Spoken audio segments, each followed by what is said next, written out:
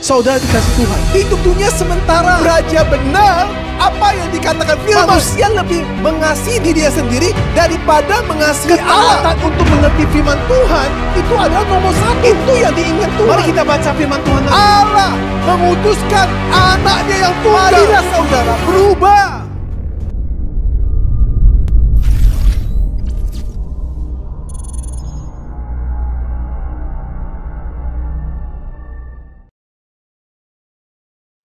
Shalom, selamat pagi Jemaat Gereja Reform Karismatik Indonesia yang dikasihi Tuhan. Kita bersyukur pada hari ini kita bisa kembali lagi beribadah bersama-sama. Kita percaya bahwa Tuhan menyertai hidup kita. Oleh sebab itu kita terus beribadah di dalam segala situasi kehidupan yang Tuhan izinkan untuk kita lihat sampai detik ini. Mari kita memulai ibadah kita. Sebelumnya bersama-sama kita bersaat teduh. Mari bersama-sama kita bersaat teduh.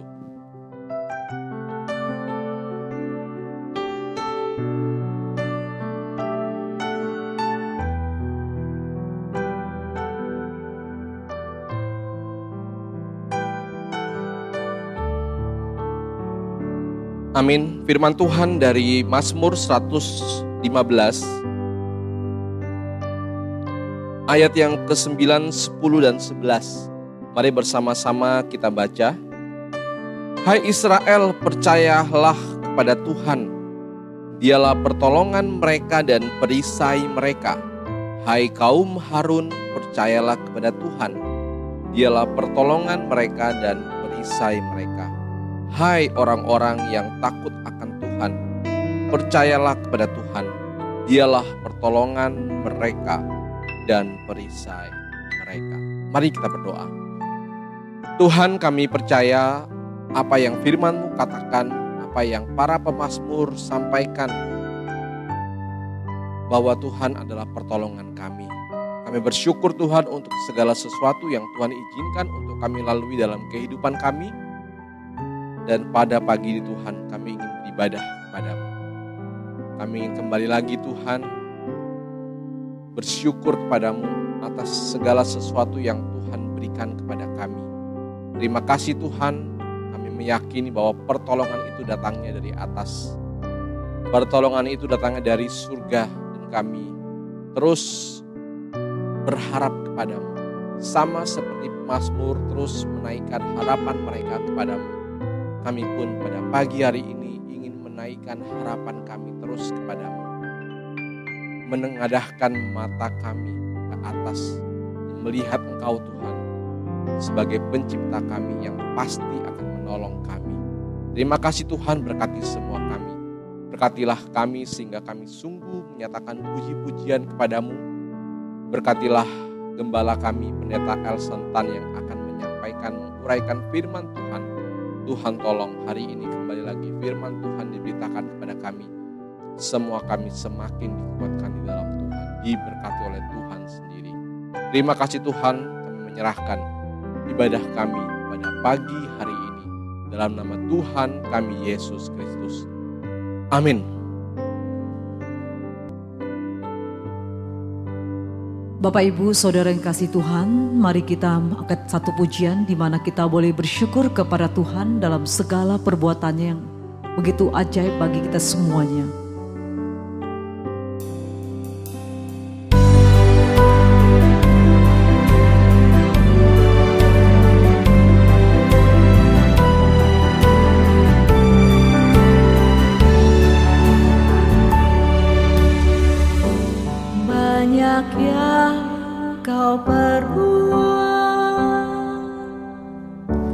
Di dalam hidupku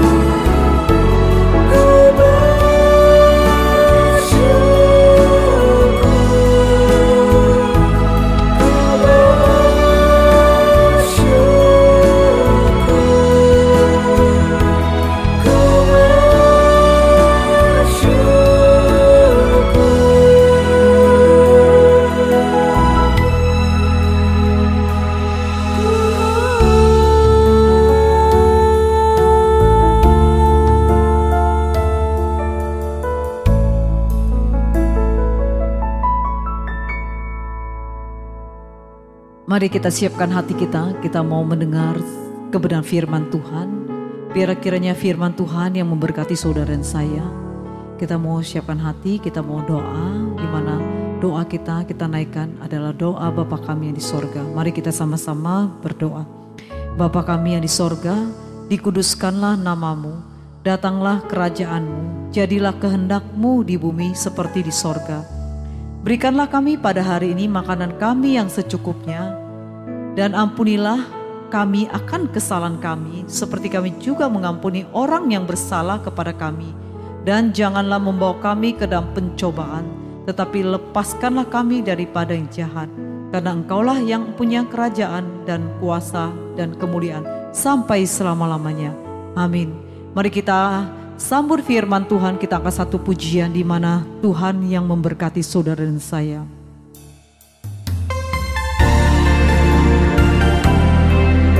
Begitu indah kasih Tuhan buat saudara dan saya. Kiranya pujian ini sungguh untuk kemuliaan bagi Tuhan. Kasih yang terindah, hati yang mulia, hanya ku temukan di dalam-Mu, Yesusku. Pujian dari hatiku selalu di setiap waktuku, tiada pernah berubah kasihku. Karya terbesar dalam hidupku, pengorbananmu yang selamatkanku. Engkaulah harta yang tak ternilai, yang ku miliki dan ku hargai. Yesus, Engkau ku kagumi.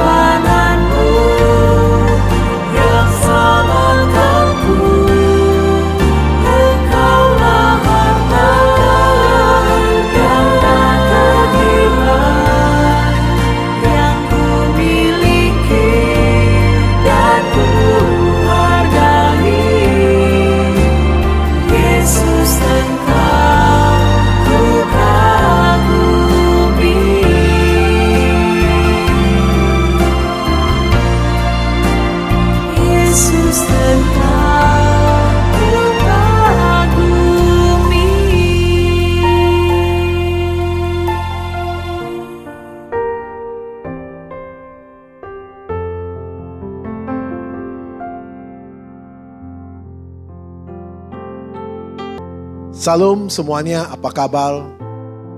Kabar baik jemaat Anda di rumah. Minggu ini kita kembali untuk beribadah. Saya percaya jemaat-jemaat yang pada minggu ini yang ada di rumah untuk melihat rekaman video, rekaman khotbah ini. Kira Tuhan yang terus-menerus menaungi saudara-saudari yang ada di rumah. Seperti biasanya, setiap bulan minggu pertama kita akan merayakan ataupun kita akan bersama-sama untuk mengambil tubuh dan darah Kristus, yaitu perjamuan kudus. Perjamuan yang suci, perjamuan yang kudus memperingati kematian Yesus Kristus. Saudara-saudari yang dikasihi Tuhan, sebelum kita beribadah, marilah kita tunduk kepala untuk berdoa. Bapa kami surga, kami percaya kasih dan kemurahan Tuhan yang begitu indah dalam hidup kami. Hari demi hari, minggu demi minggu, penyertaan Tuhan yang begitu indah dalam hidup kami. Dan kasih sayang Tuhan yang begitu indah dalam hidup kami. Sertai kami semua dalam di rumah maupun aktivitas kami dalam keadaan yang ada PSBB transisi ini. Kira Tuhan terus menjaga kami, melindungi kami, sinar kemuliaan terus mempagari kami, sehingga kami hidup perlu diberi kesehatan, sukacita, dan damai sejahtera. Sekarang ini kami mau mendengar firman Tuhan. Tuhan buka hati dan pikiran kami, agar kami bisa berfokus untuk dengar kebenaran firman Tuhan. Urapi hamba-Mu untuk menyampaikannya. Kami siap untuk mendengarnya. Di dalam nama Yesus kami berdoa. Amin. Salam jemaat dikasihi Tuhan. Pada minggu ini kita akan mendengar kebenaran firman Tuhan dengan tema kita murka Allah yang ke-6. Muka Allah pertama, kedua, ketiga, keempat, kelima sudah saya sampaikan dengan seri ini. Ini masuk seri yang ke-6. Minggu lalu saya katakan murka Allah dengan melepaskan tradisi leluhur. Dan minggu ini kita sambungkan dengan melepaskan tradisi leluhur, tetapi dengan melepaskan kutuk leluhur. Saudari kasih Tuhan, melepaskan semua kutuk dan tradisi leluhur, agar saudara-saudari yang dikasih Tuhan, kita bisa mati terhadap dosa dan hidup dalam kebenarannya. Saudara kasih Tuhan, Yesus 2000 tahun datang kepada bumi ini untuk melepaskan kutuk leluhur dan tradisi-tradisi manusia. Kalau kita tidak mati dalam dosa, saudara, maka kutuk leluhur dan tradisi-tradisi akan menimpa kita. Maka setiap orang yang ketika dia menerima Yesus Kristus sebagai juru selamat dan sebelum dibaptis, selalu ada namanya doa pelepasan. Nah, ketika doa pelepasan itulah, waktu itulah mereka itu melepaskan kutuk, melepaskan tradisi-tradisi leluhur. Dan di saat itulah mereka memutuskan, sehingga mereka putus, maka mereka menerima Yesus Kristus sebagai juru selamat. Saudara yang dikasihi Tuhan, banyak contoh yang saya sebagai pendeta sering sekali mendapat konseling atau pertanyaan-pertanyaan yang sangat sulit saya memberikan jawaban kepada setiap jemaat-jemaat saya. Apa pertanyaannya, saudara? Ada seorang ibu, dia mengalami kanker stadium 4. Dia bertanya, dari mana penyakit ini datang menimpa aku? Ayah dan ibuku, kakek nenek saya, seluruh keluarga kami tidak ada satu pun mempunyai kanker dalam hidupnya. Sampai meninggal pun belum ada yang mengalami kanker. Kenapa itu menimpa kepadaku? Kanker stadium 4. Bagaimana saya menjawab? Saudara, itu satu. Yang kedua, ada teman saya punya saudara. Waktu dia menikah, memilih seorang wanita yang dia cintai. Tanpa dia sadar, ketika anak dilahirkan, dua anak mengalami cacat. Dia free back lagi kembali. Dari pihak laki-laki punya papa mama, dan semua keluarganya semua ada cacat. No. Engkongnya punya anak ada cacat.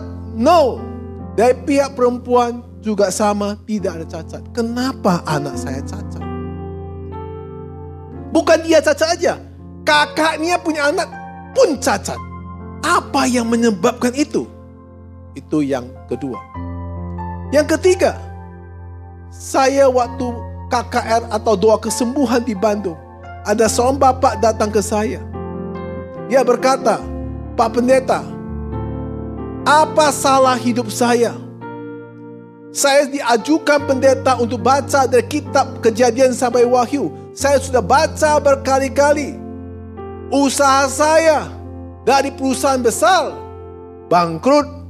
Kemudian saya buka restoran, bangkrut. Saya jual bakso, bangkrut. Saya jual warteg, bangkrut. Saya jalan kaki jualan pun bangkrut, Pak Pendeta. Apa salah saya? Bisa nggak saudara menjawab pertanyaan ini? Ini satu pertanyaan yang begitu besar, yang sulit kita menjawabnya.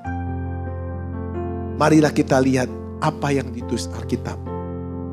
Bilangan 14 ayat 18. Bilangan 14 ayat 18. Saya bacakan. Tuhan itu berpanjangan sabar, dan kasih setianya berlimpah-limpah. Ia mengampuni kesalahan dan pelanggaran, tetapi sekali-sekali tidak membebaskan orang yang bersalah dari hukuman. Bahkan ia membalaskan kesalahan bapa kepada anak-anaknya, kepada keturunan yang ketiga dan keempat. Saudara kasih Tuhan, adanya murka Allah kepada umat sebelum Yesus ada dalam bumi ini. Maka perbuatan manusia atas nenek moyang mereka, atas leluhur mereka yang mereka tidak tahu, sehingga menimpa pada seseorang itu pada generasi ketiga dan keempat. Kenapa saya katakan itu?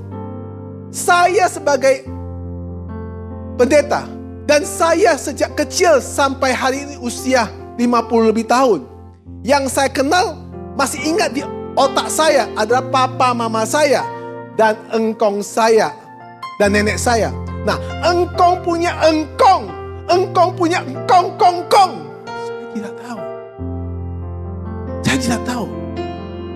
Kalau dihitung, saya keturunan berapa? Saya pun nggak tahu saya keturunan berapa. Itulah yang kita tidak paham. Tetapi Tuhan tahu. Kenapa Tuhan tahu? Tuhan tahu murka Allah tidak bisa diselesaikan kalau tidak mengirimkan anak tunggal ke dalam bumi ini.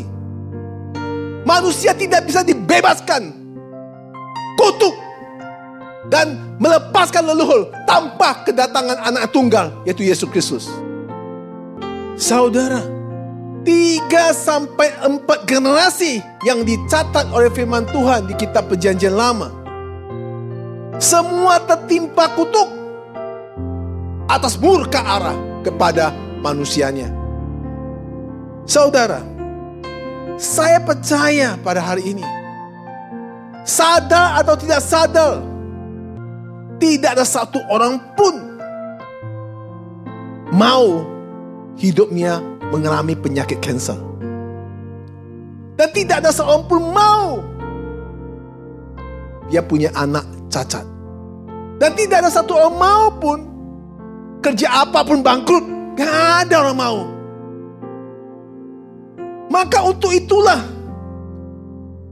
hari ini kita akan mengupas atau mencermati lebih dalam tentang murka Allah yang ke-6 ini, yaitu yang ditulis oleh Rasul Petrus. 1 Petrus 2 ayat 24. Mari jemaat yang ada di rumah kita baca bersama-sama. Saudara, saudari yang di rumah, saya sangat berharap membaca firman ini.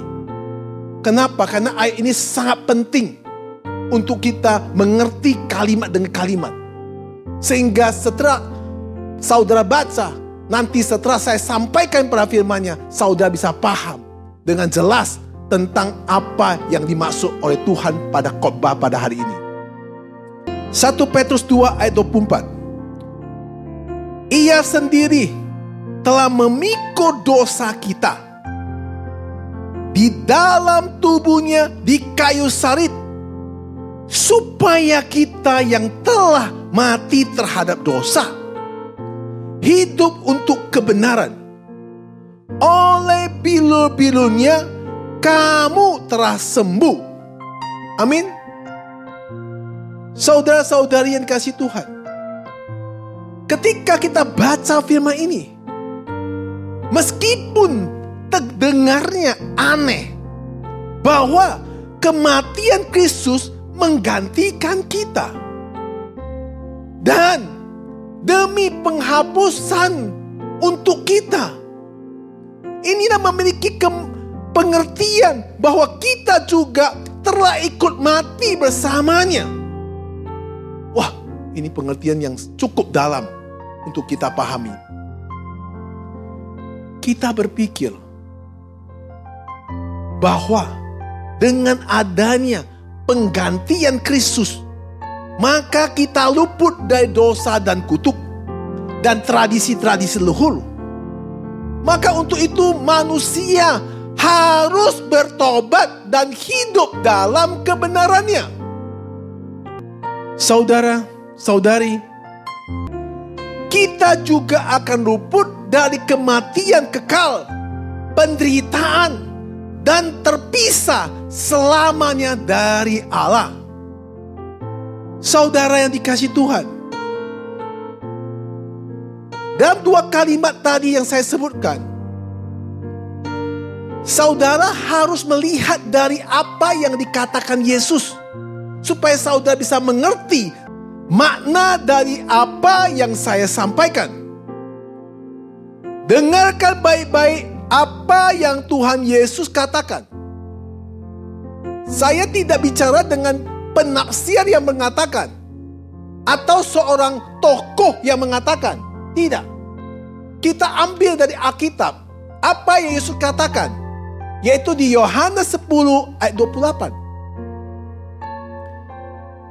Dan aku memberikan hidup yang kekal kepada mereka, dan mereka pasti tidak akan binasa sampai selama-lamanya.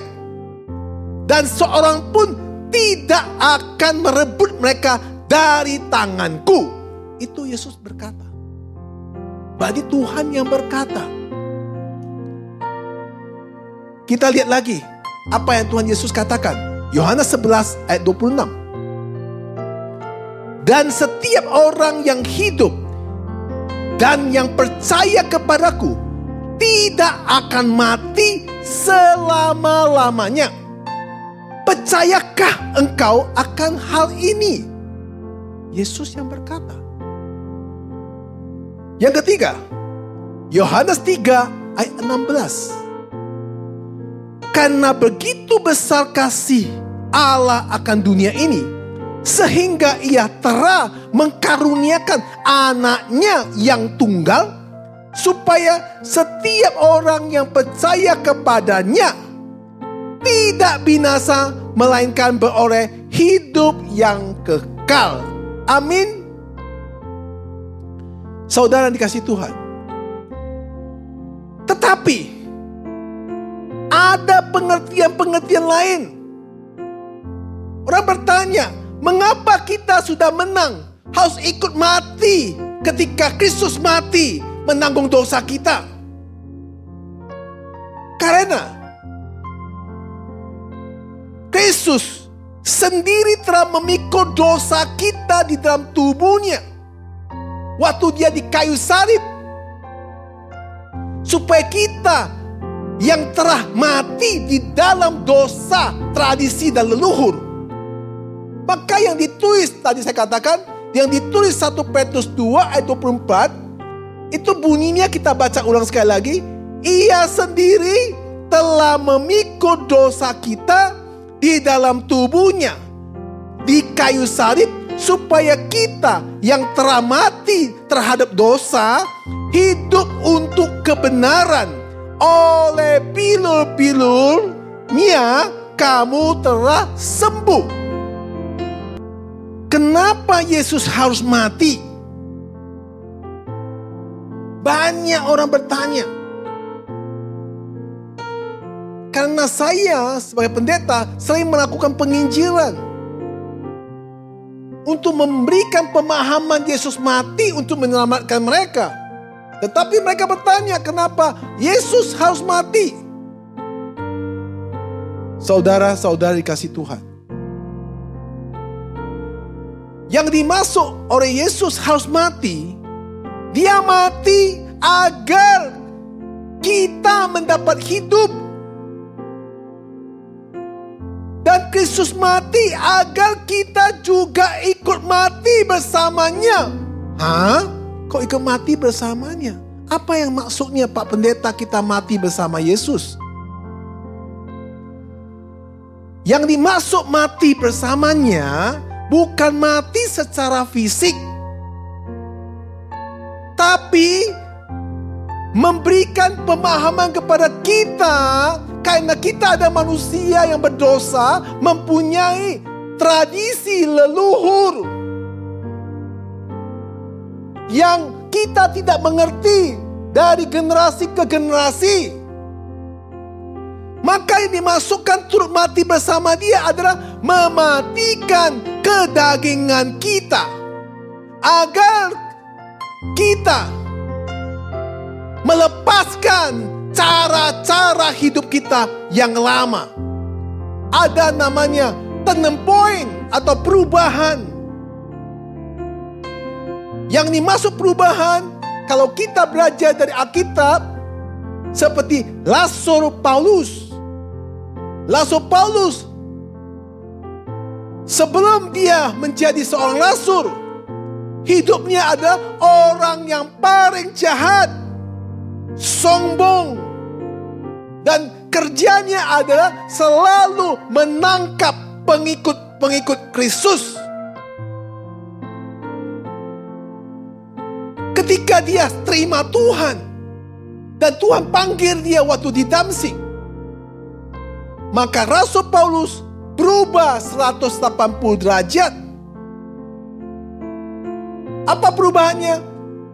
Bukan lagi sebagai penjahat, bukan lagi sebagai penangkap pengikut Kristus, tetapi sebagai orang yang menyampaikan Injil dan menangkap jiwa-jiwa untuk dimenangkan. Saudara, bisa lihat perbandingannya? Begitu saya sebagai pendeta, sebelum saya terima Tuhan Yesus Kristus, hidup saya yang lama, saya orangnya temperamen, emosional, sombong, bicara tidak pernah mau ngarah. Ketika saya jadi pendeta pun, 10 tahun saya mengadakan kekuatan saya untuk mengembarakan. Kesombongan untuk mengembarakan. Memakai uang pribadi. Memakai kemampuan saya mengembara. Setelah 6 tahun terakhir ini, saya ikut apa yang Tuhan belas kasihan kepada saya. Saudara yang dikasih Tuhan, setelah 6 tahun ini saya mengikuti tergantung Tuhan dan minta belas kasihan pada Tuhan. Begitulah saya dalam hidup sekarang, benar-benar pikul salib. Di sini 6 tahun saya merasa kulit saya itu seperti ditarik, dikupas satu demi satu. Karena setelah saya beraja untuk pikul salib, hidup saya bukan tergantung apa yang saya bisa, tergantung apa yang Tuhan bisa. Apapun yang saya lakukan, selalu tanya kepada Tuhan. Apapun kebutuhan hidup saya, hanya bisa melihat langit. Dulu banyak pendeta berkata pada saya, hidup melihat langit. Saya ketawa. 6 tahun ini, benar-benar saya melihat langit. Di mana-mana terjadi penghinaan tentang status. Di mana-mana terjadi pemfitnaan tentang status. Di mana-mana terjadi pelecehan tentang status. Inilah baru saya bisa merasa memikul salib ternyata gampang diucap, tidak gampang dilakukan. Maka Yesus selalu berkata, jika mau ikut aku, pikullah salib. Disinilah saya baru bisa merasa jadi seorang pendeta yang mau hidup mengikuti Kristus harus benar-benar pikul salib. Batin, perkataan orang, bukan perkataan orang kepada saya, istri saya, anak saya, semua dikatain. Puji Tuhan.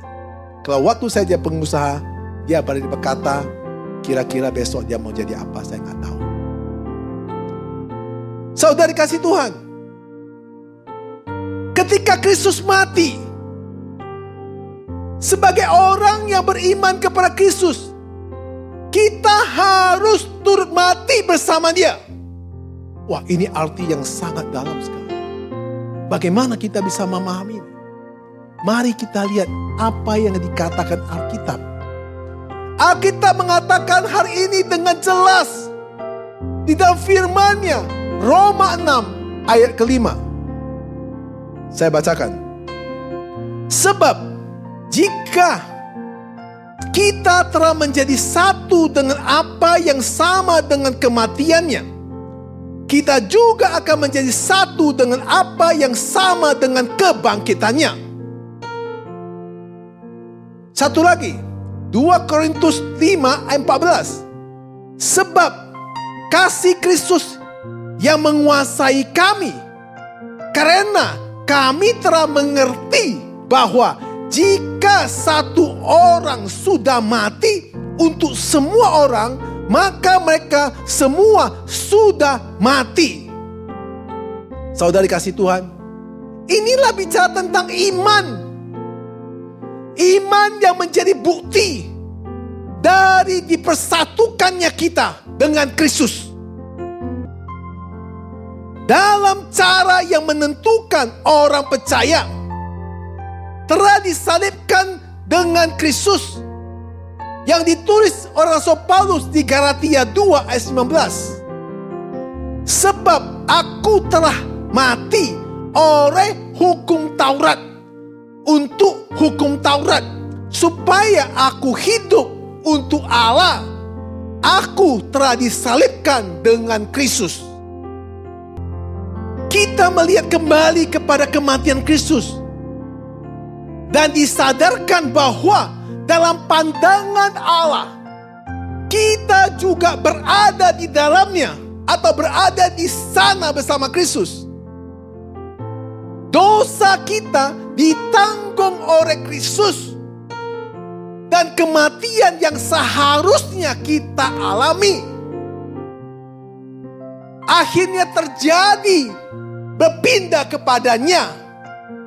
Maka jemaat dikasih Tuhan, salah satu arti dari kematian Kristus ini adalah bicara tentang setiap orang yang percaya kepada Kristus atau setiap orang yang mau diselamatkan harus wajib dibaptis.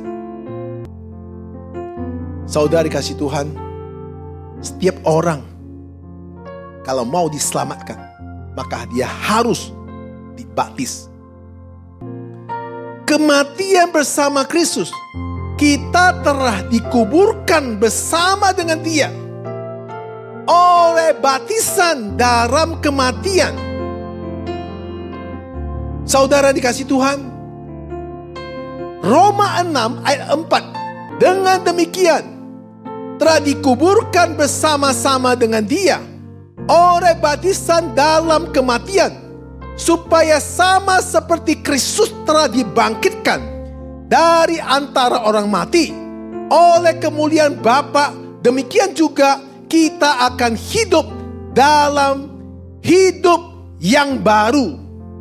Saudara kasih Tuhan, tentang baptisan.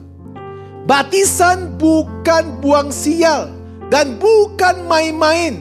Ini sangat-sangat serius karena Tuhan berperintah kepada setiap umat manusia untuk memutuskan tradisi leluhur yang kita tidak pernah paham, untuk melepaskan semua kutuk, untuk membebaskan kita dosa, maka kita harus dibaptis.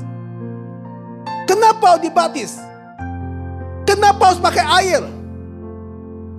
Karena baptisan itu mencerminkan, air itu melambangkan kubur. Ketika seorang mau dibaptis di dalam air, maka orang tersebut itu ditenggelamkan ke dalam air. Artinya orang itu dikubur di dalam air. Itu artinya menggambarkan ikut kematian Kristus bersama. Ketika orang tersebut keluar dari air, itu adalah gambaran memulai hidup yang baru. Saudara kasih Tuhan, baptisan itu tidak bisa main-main. Sangat serius. Banyak orang baptisan ikut-ikutan. Orang mau dibaptis, tujuannya adalah dia buang sial. Setelah dia dibaptis, maka dia percaya dia akan diberkati. Bukan itu yang dimasukkan oleh Kristus, saudara yang dikasih Tuhan. Saya ingat saya dibaptis 18 tahun yang lalu. Tahun 2002. Ketika anak saya yang kedua lahir, kurang lebih 3 bulan atau 4 bulan, kalau nggak salah saya. Saya dibaptis 17 Agustus, kemerdekaan Republik Indonesia. Saya ingat. Saya bisa merasakan saya sebelum dibaptis sama setelah dibaptis. Ada orang dibaptis, setelah saya tanya, setelah kau dibaptis bagaimana? Dia bilang, biasa-biasa saja. Nah itu saya tidak mengerti. Tapi waktu saya dibaptis, saya merasa ada perbedaan. Apa perbedaan? Karena sebelum saya dibaptis, saya hidup dalam tradisi, leluhur, dan kutukan yang terus menimpa saya.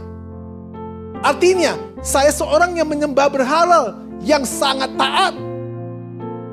Ketika saya dibaptis, saya keluar dari baptisan itu. Bukan saya berubah, tetapi saya akan merasakan sesuatu pelepasan beban yang begitu membuat saya menjadi ringan. Saya pulang sampai ke rumah. Saya tanya istri saya, kenapa rumah saya seperti kosong? Kosong. Dan hari itu saya telepon kepada setiap orang. Bilang apa? Minta maaf. Saya juga gak tahu kenapa saya harus telepon ke orang-orang minta maaf.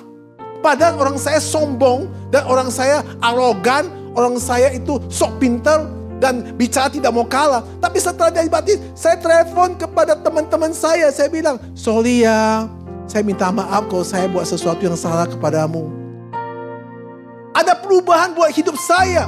Dan hati saya sedih, mau menangis bukan karena sedih, menangis karena sukacita sekali dalam hidup saya. Itu yang saya terjadi dalam hidup saya.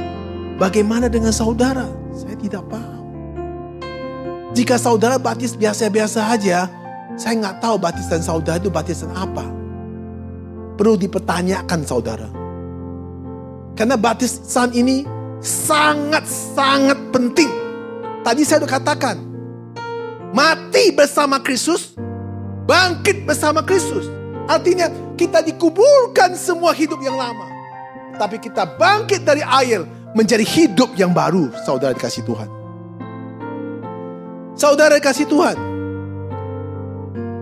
manusia tidak dibaptis, tidak mungkin ada hidup baru. Kutuk dan tradisi leluhur itu tetap akan mengikut dia semua hidupnya. Maka ketika orang dibaptis, maka kutuk dan tradisi dan leluhur itu akan dimatikan di dalam air. Saudara kasih Tuhan, menjadi seorang umat Tuhan atau anak Allah, saya sebagai pendeta pun, kewajiban kita adalah memenangkan jiwa. Setiap orang ketika dia injili, maka orang tersebut harus dibaptis. Maka dari tahun 2018, 2019 ketika Tuhan memberikan saya karunia kesembuhan, goal saya bukan kesembuhan. Goal saya adalah memenangkan jiwa. Saya tidak pernah setelah memenangkan jiwa harus ke gereja saya. No. Saya selalu katakan, setelah kamu dibaptis, pergilah kepada gereja yang terdekat di rumahmu. Carilah kebenaran firman Tuhan. Saudara dikasih Tuhan, maka setiap orang dibaptis. Maka ketika orang tersebut, ketika dia di dalam air, kita mengatakan, apa yang kita doakan? Di dalam Bapa, Anak, dan Roh Kudus. Maka hari itulah dia tenggelam mati bersama Kristus. Ketika dia naik, dia menjadi anak Allah dan diterima oleh Tuhan Yesus Kristus sebagai juru selamat. Saudara dikasih Tuhan, goal saudara apa? Saudara-saudari sudah menjadi anak Tuhan sudah berapa lama? Ada yang sudah jadi Tuhan 20 tahun. Satu jiwa pun belum ada dimenangkan. Ada yang sudah jadi anak Tuhan, bahkan sudah hampir bicarakan sampai tua. Satu jiwa pun tidak dimenangkan. Bagaimana pertanggungjawab diri kita kepada Kristus? Ini perintah Tuhan. Setiap anak Tuhan ketika mengerti tentang kematian Kristus, setiap anak Tuhan yang berani mengambil perjamuan setiap bulan, dia harus mengerti tentang kematian Kristus. Maka dia goalnya adalah memenangkan jiwa. Setelah menangkan jiwa, itu bukan urusan saudara. Urusan anak itu yang dimenangkan dengan Tuhan. Jangan saudara merasa bahwa jiwa yang saudara menang itu milik saudara. Itu milik Tuhan. Semua jemaat di seluruh dunia milik Tuhan. Saya pun milik Tuhan. Jika orang tersebut mau saudara didiklah dengan baik. Ajari dengan baik. Jika orang tersebut tidak mau saudara didik, saudara kenalkan orang pendeta-pendeta yang bisa mendidik dia. Itu aja tugas kita. Kenapa harus dipersoalkan dengan mengambil domba orang, mengambil jiwa orang? Itu yang saya tidak mengerti sampai sekarang. Yang kita cari itu apa sih? Apakah kita cari harus jemaat banyak baru kita dipakai Tuhan? Apakah kita harus cari semua jemaat-jemaat harus memuji saya baru kita pakai Tuhan? Tidak demikian. Beritakan kebenaran firman Tuhan. Beritakan Injil yang benar. Carikan jiwa sebanyak mungkin. Saudara-saudari, semua menggambarkan apa yang Allah lakukan oleh iman. Dan di dalam Dia kita turut dibangkitkan oleh kepercayaanmu, yaitu imanmu. Firman Tuhan berkata di Kolose 2 ayat 12. Karena dengan Dia kamu dikuburkan dalam baptisan, dan di dalam Dia kamu turut dibangkitkan juga oleh kepercayaanmu kepada kerja kuasa Allah yang telah membangkitkan dia dari orang mati. Saudara dikasih Tuhan, kenyataan hari ini, saya boleh katakan, saya telah mati bersama Kristus. Karena kehidupan lama saya sudah diputuskan oleh Kristus waktu saya mati bersama Kristus. Kalau hari ini saya gak mati bersama Kristus, saya tidak mungkin jadi pendeta. Saya akan jadi pendekal dan pendusta. Ini pertanyaan. Apakah kita pendeta? Apakah kita pendusta? Apakah kita pendekar? Ini pertanyaan. Semua hurufnya P. Saya bisa bedakan jelas. Kenapa? Karena yang melihat saya, pertama, saya bisa merasa sendiri apa yang saya alami ketika saya mengikuti Tuhan. Istri saya bisa melihat kehidupan suaminya. Kedua, anak-anak saya bisa melihat kehidupan saya. Yang terakhir, jemaat juga melihat kehidupan saya. Ketika Rasul Petrus dulu ada seorang penjala ikan, boleh dikatakan nelayan. Tapi ketika Tuhan memanggil dia, dia berubah menjadi penjala manusia. Zakius, Lukas 19, dia seorang pemungut cukai. Kerjanya selalu menekan orang. Kerjanya adalah memeras uang orang. Mari kita baca apa yang Zakius ngomong ketika dia sudah bertobat. Lukas 19 ayat 8. Tetapi Zakius berdiri dan berkata kepada Tuhan, Tuhan, setengah dari milikku akan kuberikan kepada orang miskin. Dan sekiranya ada sesuatu yang kuperas dari seorang, akan kukembalikan 4 kali lipat. Nah, ini namanya turning point, perubahan. Saya dulu pengusaha. Saya tahu sifat saya bagaimana, karakter saya bagaimana. Setelah saya jadi pendeta, saya juga tahu sifat saya bagaimana, karakter saya bagaimana. Kalau berubah dan perubahan, saudara tanya diri saudara, di mana letak kesalahan saudara? Maka saya bilang, baptisan, waktu orang itu mau dibaptis, sangat-sangat penting. Tidak main-main. Bukan buang sial. Baptisan ini sangat mewarnai, menentukan bagaimana dia hidup baru bersama Kristus.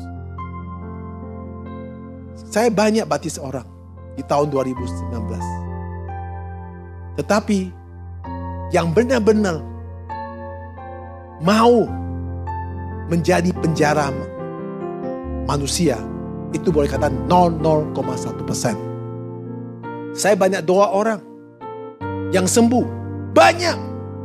Yang bertobat 0,1%. Jadi yang dimaksud oleh Tuhan adalah perubahan hidup. View para pikir kita bukan lagi kepada sekuler, tapi kepada firman Tuhan. Saudara, seperti saya katakan tadi sekali lagi tentang baptisan. Maka goal saya selalu, saya di mana-mana selalu saya mengadakan KKL, selalu tantangan baptis. Karena hanya cara itu, ketika orang itu mau terima Tuhan dengan biru-biru Kristus, penyakit apapun yang dia alami, hanya Tuhan Yesus akan menyembuhkan dia.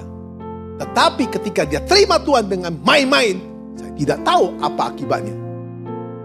Saudara dikasih Tuhan, banyak juga pekerja di gereja setelah dibaptis, setelah dia bekerja, bukan benar, bahkan ngawur, karena dia bawa sekuler dia masuk ke dalam gereja. Dia bawa pemikiran-pemikiran dia ke dalam gereja. Kita tidak bisa seperti itu.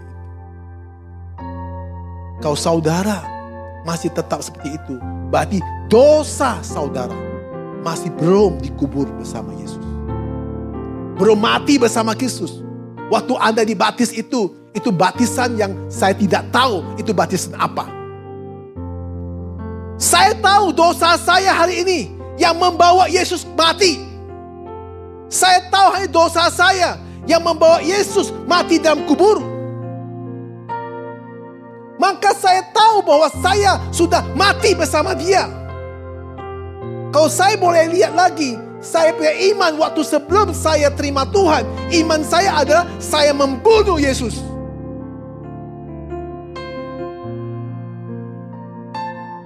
Kalau saya tidak tobat, iman saya masih tetap mengikuti tradisi dan leluhur dan nenek moyang.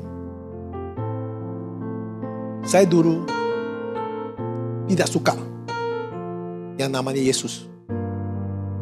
Saya juga tidak suka orang Kristen. Maka istri saya itu ketika menikah sama saya bukan yang sudah mengikut Tuhan. Istri saya orang yang sudah mengikut Tuhan. Saya meralang dia baca Alkitab karena saya tidak suka.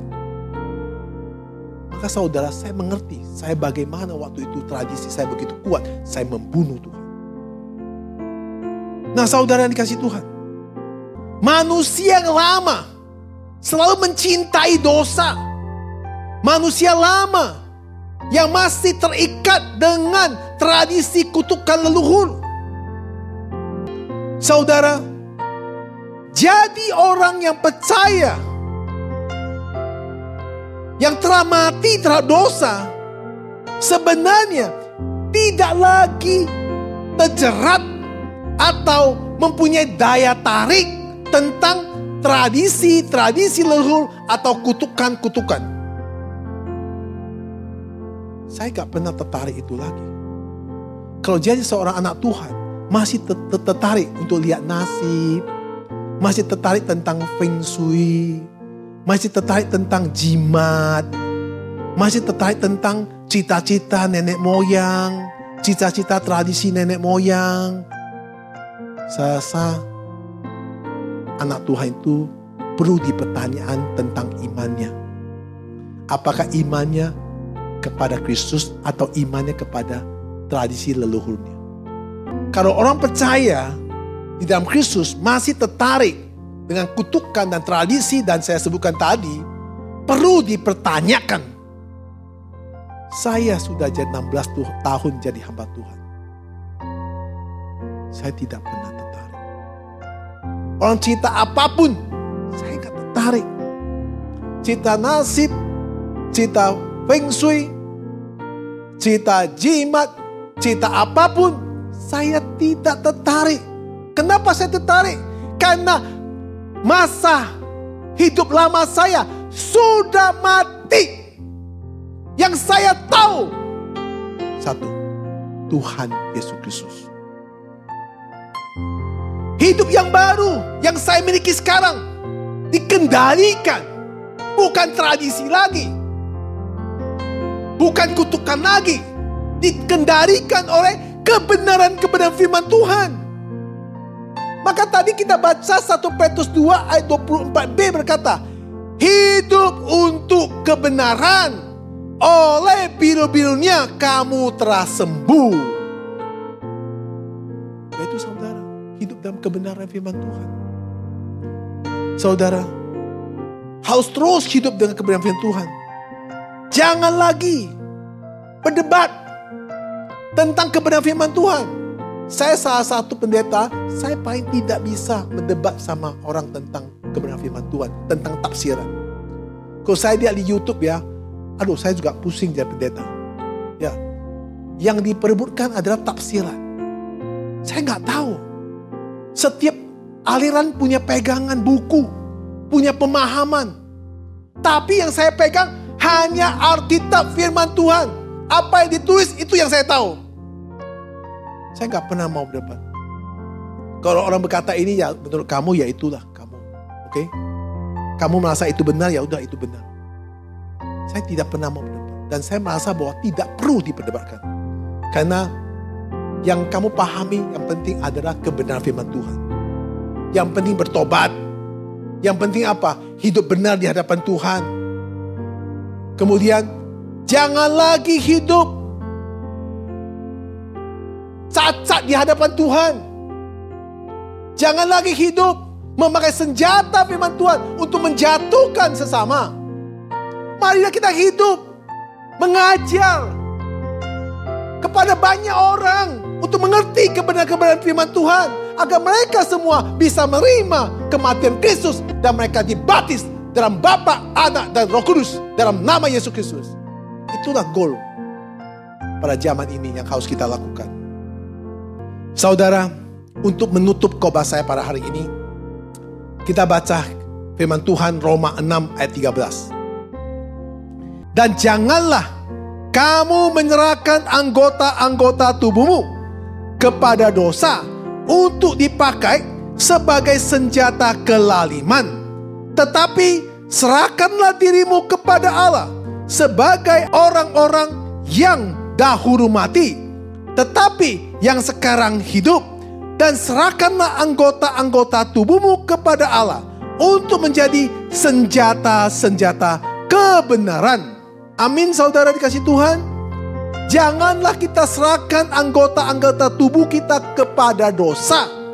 Marilah saudara, terimalah, serahkanlah tubuhmu, serahkanlah jiwamu, serahkanlah seluruh hidupmu kepada Tuhan Yesus Kristus sebagai juru selamat kita yang hidup dan mati untuk kita dan bangkit untuk kita.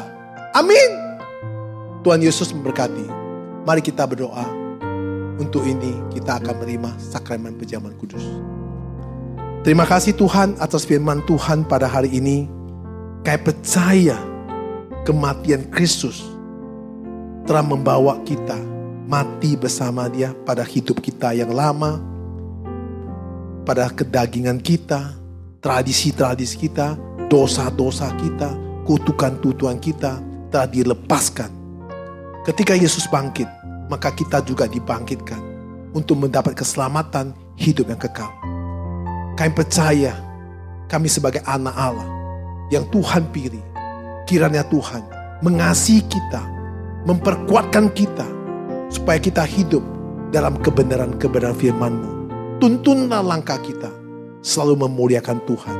Sertai kita mempunyai hati yang terus-menerus memenangkan jiwa. Sertai kami, beri kekuatan kami, berani untuk memberitakan kebenaran-Mu. Sertai kami, beri kekuatan kami untuk dapat hidup berkenan di hati-Mu. Terima kasih Tuhan atas hari ini yang Tuhan begitu baik untuk kita beribadah, untuk kita bisa mendengar kebenaran firman Tuhan. Dan terima kasih Tuhan Yesus Kristus, kami berdoa di dalam nama Yesus Kristus. Amin. Mari jemaat dan saudara-saudari yang ada di rumah, kita akan masuk dengan perjamuan kudus, perjamuan suci. Dan jemaat yang ada di rumah, saya menghimbau untuk benar-benar bisa mengikuti perjamuan ini dengan serius. Karena jangan sampai kita berdosa di hadapan Tuhan. Mari sebelum kita mengambil roti dan anggur, atau roti ini bisa disimbolkan dengan tubuh Kristus, anggur itu disimbolkan dengan darah Kristus. Mari sebelumnya kita mengambil dan melakukan perjamuan, kita tunduk kepala untuk minta pengampunan dosa.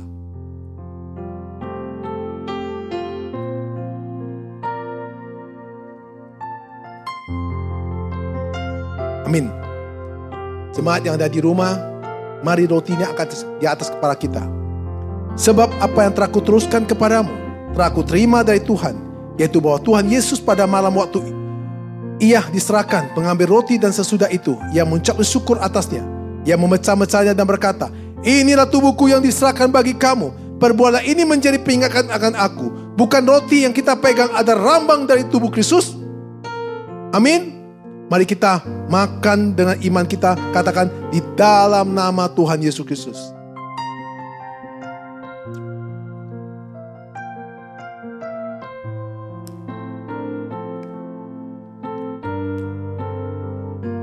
Saudara, sekarang kita ambil cawannya di atas kepala kita. Demikian juga ia mengambil cawan sesudah makan, lalu berkata, cawan ini ada perjanjian baru yang dimateraikan oleh darahku. Perbuatlah ini menjadi setiap kali kamu meminum menjadi peringatan akan aku. Bukankah cawan kita pegang adalah rambang dari darah Kristus? Amin. Mari kita minum. Kita katakan di dalam nama Tuhan Yesus Kristus.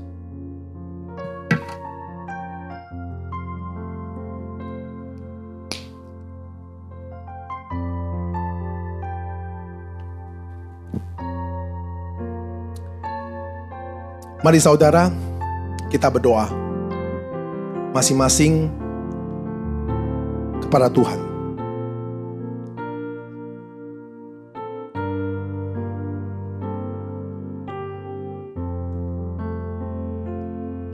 Amin. Jemaat dikasih Tuhan yang ada di rumah, mari kita bangkit berdiri. Kita akan baca pengakuan Emausi bersama-sama. Aku percaya kepada Allah, Bapa yang Maha Kuasa kalib langit dan bumi, dan kepada Yesus Kristus, anak yang tunggal Tuhan kita, yang dikandung dari Roh Kudus, lahir dari anak darah Maria, yang menderita sengsara di bawah perintah Pontius Pilatus, disalibkan, mati dan dikuburkan, turun ke dalam kerajaan maut, pada hari ketiga bangkit pula dari antara orang mati, naik ke surga di sebelah kanan Allah Bapa yang Maha Kuasa. Dari sana ia akan datang untuk menghakimi orang yang hidup yang mati. Aku percaya kepada Roh Kudus, gereja kudus dan am, persekutuan kudus, pengampunan dosa, kebangkitan tubuh dan hidup kekal. Amin. Salam jemaat kasih Tuhan, selamat berhari Minggu. Tuhan Yesus memberkati. Amin.